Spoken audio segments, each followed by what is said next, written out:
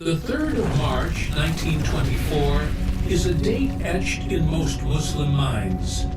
As the moment the Ottoman Khilafah Caliphate ended, it marked the end of a title, political system, an ideal that had existed in one shape or another since the death of the Prophet Muhammad, Sallallahu, Alaihi, Wasallam.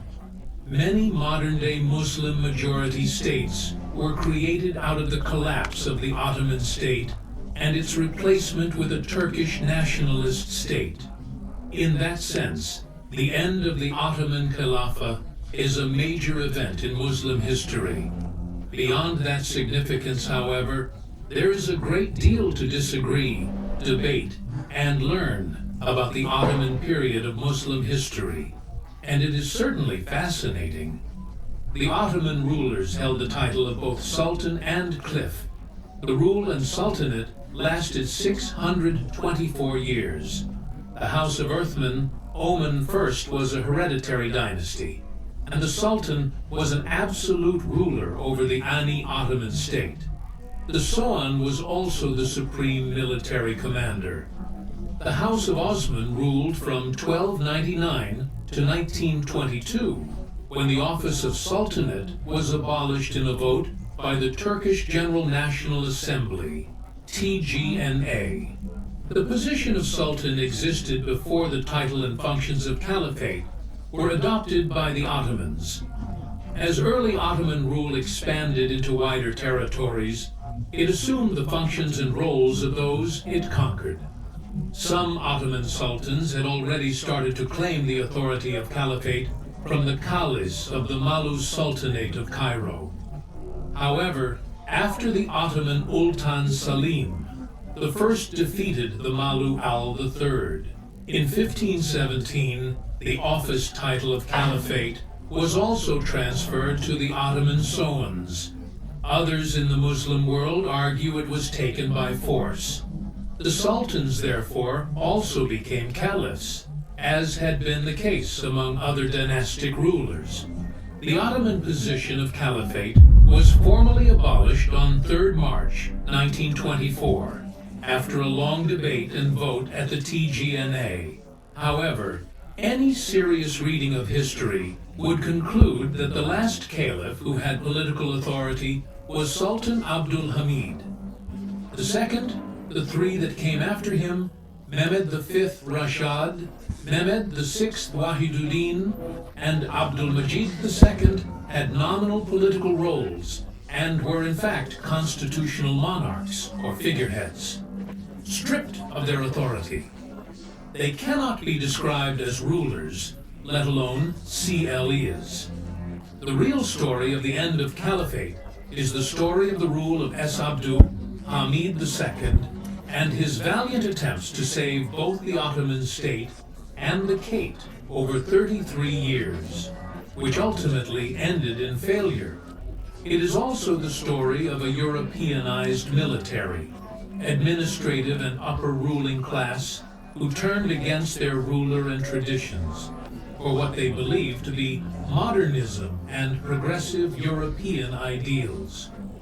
The broken caliphate, historians say that fate dealt Sultan Abdul Hamid II an unkind inheritance. By the time he came to power on the 31st of August, 1876, Ottoman rule, the Sultanate, and the Caliphate were already showing signs of disintegration and collapse. The Sultan had more than his fair share of challenges to deal with, and the odds were stacked against him. A few are mentioned below as a result of the Crimean War against the Russian Empire in 1853 to 1856, in which Britain and France allied with the Ottomans to defeat the Russians. The Ottoman state ended up in debt and had to take out loans with foreign-controlled banks. By 1875, the public debt had reached £200 million, and the state was having to repay around £12 million a year, including interest. The Ottomans' limited ability to raise funds through taxes meant the debt situation got worse. The loan repayment eventually led to a situation in which the Ottoman state defaulted in its loans in 1875 and declared bankruptcy. When Abdul Hamid came to power, he was forced to deal with foreign bankers and governments with their conditions and restructure the debt. The economic situation remained a problem throughout his reign and effectively gave foreign powers control over Ottoman affairs and revenues. European political values and ideals had been embraced by Ottoman elites and society, especially the ideals of the French Revolution and constitutionalism. These were taken up and embraced by the young Ottomans and the Young Turks. The modernists of the Young Turks were emulating the French Revolution. The Sultanate and the Caliphate were viewed as obstacles to modernization, just as the French had got rid of their monarch. The Young Turks were trying to disempower theirs.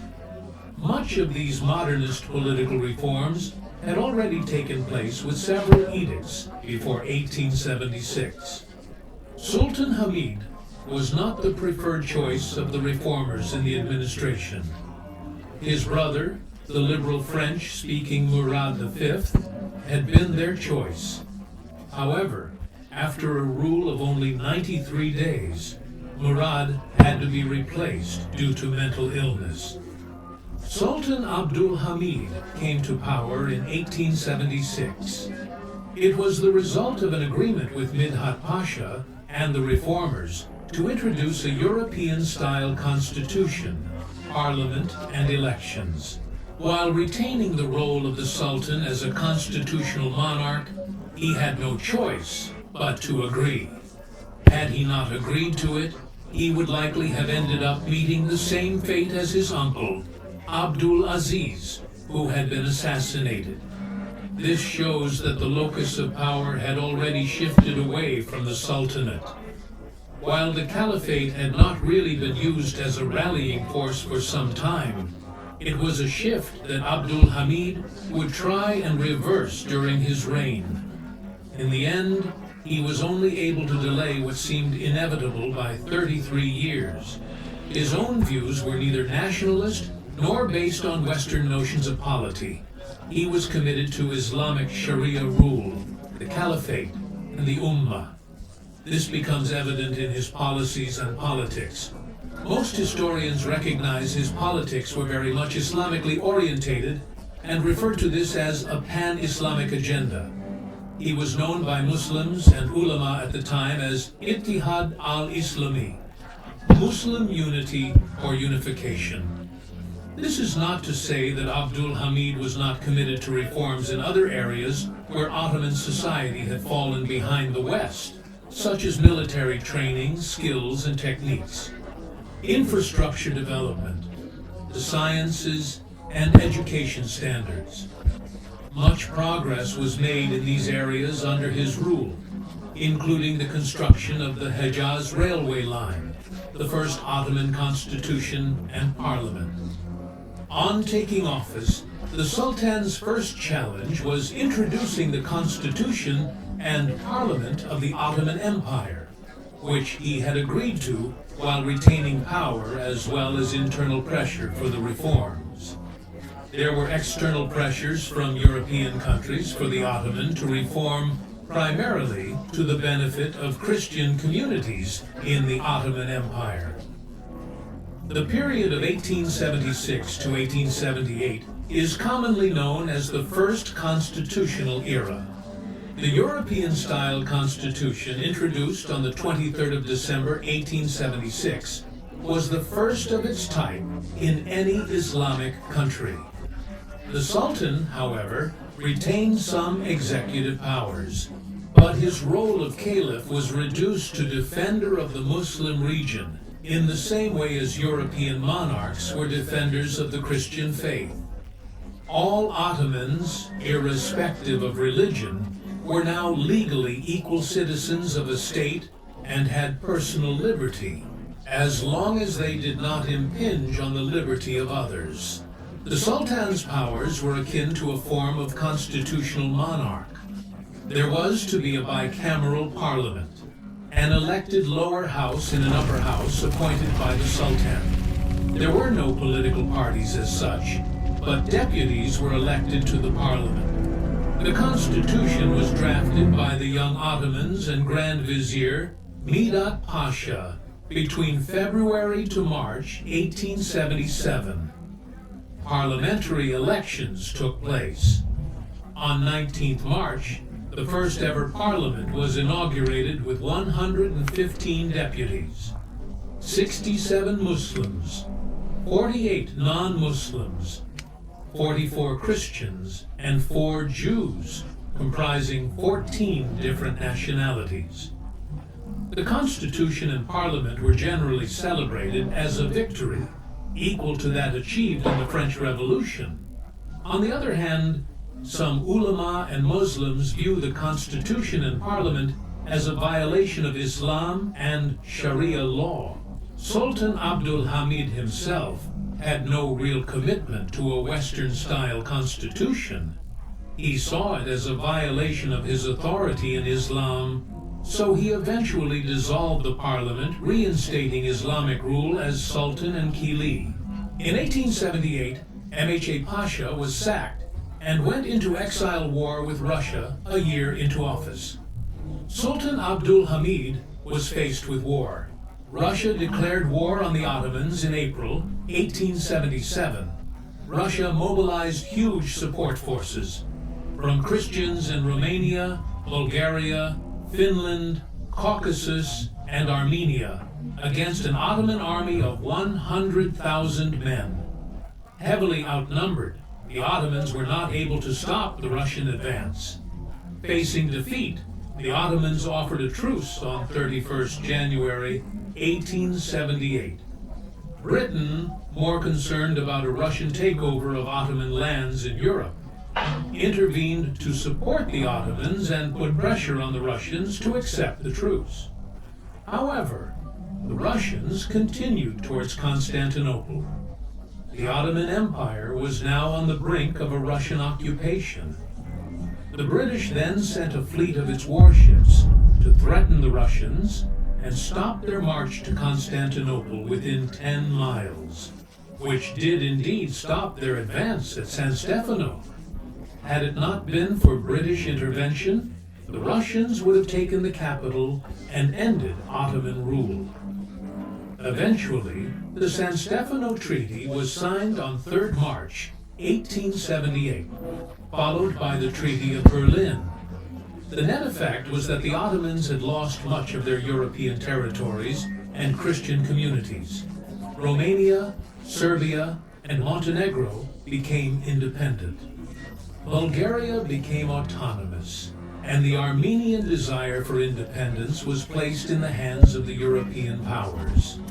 The Ottomans agreed to reforms in Armenia under the supervision of European powers.